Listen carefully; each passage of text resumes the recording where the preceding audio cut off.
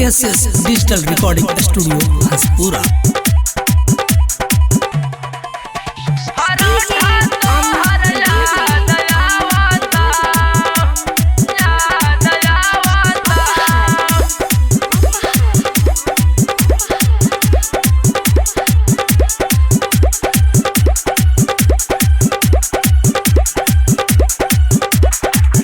हम तो बहरा कमाए आइल बानी जी, एजा होता बहुत परेशानी जी, होता बहुत परेशानी जी। हम तो बहरा कमाए आइल बानी जी, एजा होता बहुत परेशानी जी।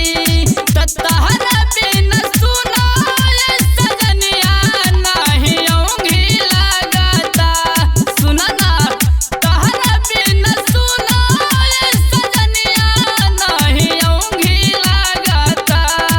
अरे त कैसे भूली भूललो न जाता, परोठा तोहर याद आवता।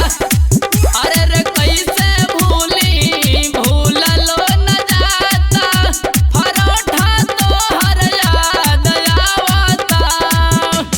डीजे अमित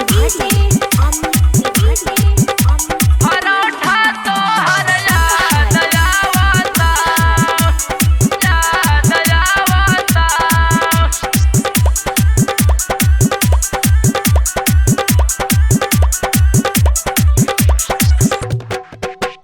लाली बाली होठ लाली तोर देखे में लागत रहू बेजोड़।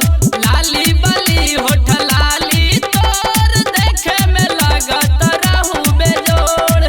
जैसे कि चाल मतवाली तोहार, कमर लचकवाली तोहार।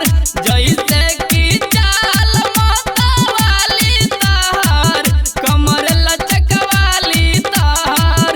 हरियर हरियर हाथों में लहठिया खान खान बजाता।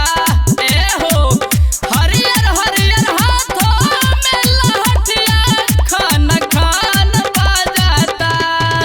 अरे कैसे भूली भूललो न जाता, परोठा तोहर याद आवता। हो परोठा तोहर याद आवता। डीजे अमित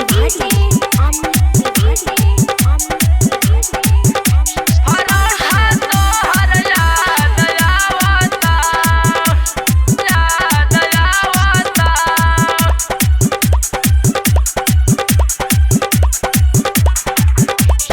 आशिक के बात नहीं माननी हो, संजय भी दिहले चेतावनी हो।